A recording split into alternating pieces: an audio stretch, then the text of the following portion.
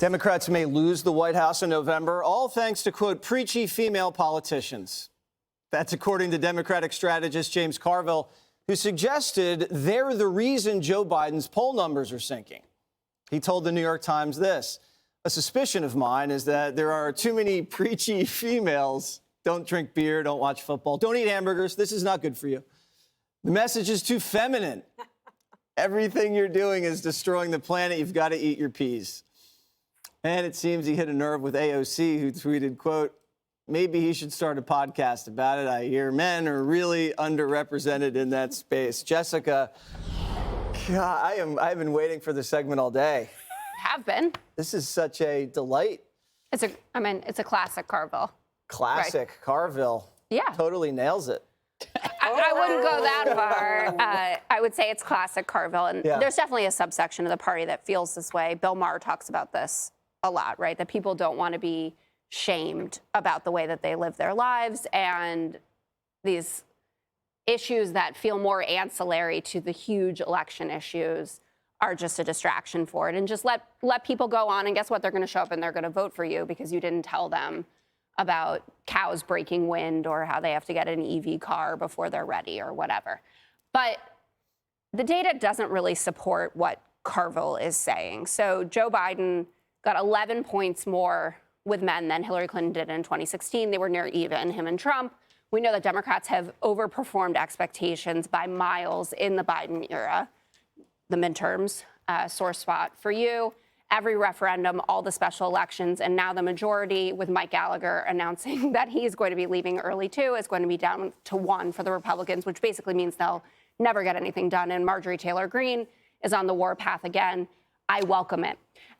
In the Economist polling unit, or whatever chart, now Biden is ahead for the first time in 7 months, which is a sea change. We know about the money on hand. We know about actually Joe Biden's travel, which everyone likes to deny, but in the last week... You're doing a really good job, Jessica. Thank you. Well, we do have to move it along. Judge Janine, Wait, I think one of the things that they quibble with is the focus on women's issues. Women of color, abortion. There's not like an active targeting of the male demographic in the Biden campaign. Well, look, the guy is absolutely a Neanderthal, okay? He is a relic from the old Democrat Party. This idea that, you know, the women, they're sinking Biden, the women who don't drink beer, don't eat hamburgers, don't watch football. I do all three. What does that make me? I mean, they don't recognize that we are now individuals, whether you're black, white, Hispanic, a male, a woman, it doesn't matter. Asian, it doesn't matter. We're concerned about certain things, and while they want to categorize people as being, you know, the blacks feel this way and the Hispanics feel this way, I mean, we're so far past that, it's really stunning. He comes from a party that is based on hate, the hate that is infused all of the energy into all of those criminal charges against Donald Trump that are in the end baseless and that were timed so that the man could not run for office. It is election interference. So if you don't fit in a box to this guy, Carville, by the way, is he still married to Mary Matlin? Yes. How's that marriage going? Great. Yeah? How do you know? I mean, because they're not divorced and they seem happy. All right. Well, that's the answer. Okay. Yeah. Well, Jessica knows how the relationship is. Dana, Judge might be right. He may be a relic, but sometimes relics can be right. Look, he's right. He's the wrong messenger because clearly the Democrats aren't going to listen to him. He's been out there, but he has instincts. And what did he say in the 90s? He said, it's the economy, stupid. And then we've been talking about that for 30 years. You know, he can pinpoint something. He's like Trump in some ways.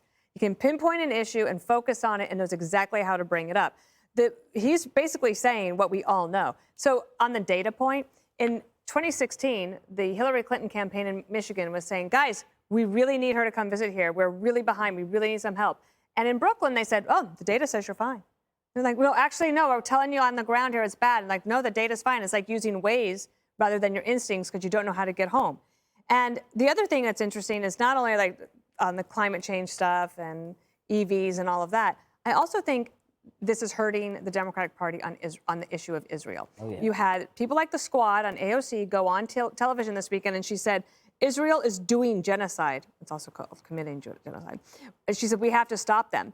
And in any normal universe, you'd have Democrats come out and push back on that. But instead, they're just silent. And what is the Biden administration doing?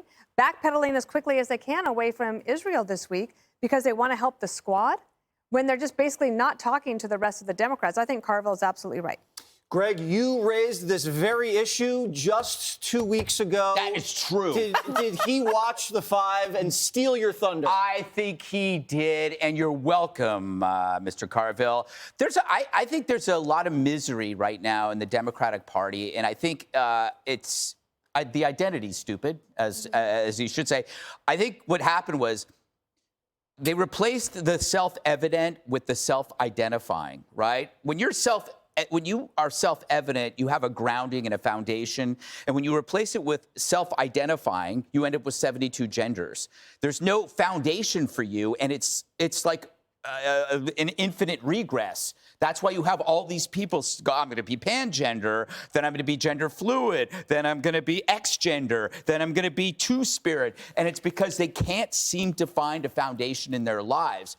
Women may be the better half, but in the party, men are still half, and they're really good at stuff that the Democrats have deemed problematic. Men know this, but they're afraid of these preachy females. We don't want to be yelled at. But when you start looking at what happens when the outsized empathy is directed at the latest cause without any controls in place, you end up with what's happening at the border, the crime epidemic, the squatting, and a lot of these things are harming women in a way. That's why I say it's more like self-harm. Men, this is where I'm going to become a peacemaker, all right? Men understand their flaws. We are ambivalent about feelings. We insult people. We joke around. We think about the Roman Empire a lot, and women wonder why. We are consumed by fantasies of self-defense. What would I do in that situation? We live to protect. It's in our genes. But those flaws are all intertwined, and part of that is we don't suffer empathy without analysis. So it's time for women in the Democratic Party to do the same thing. You don't know everything. You have great benefits, but you also have flaws, and you cannot do this alone. But at this rate, you will. Let us protect you, Jessica. No, I'm just saying, listen to us once in a while. Let us. And don't yell at us, because then we'll ignore you. Don't put your finger in my face. Coming up. Click here to subscribe to the Fox News YouTube page to catch our hottest interviews and most compelling analysis. You won't get it anywhere else.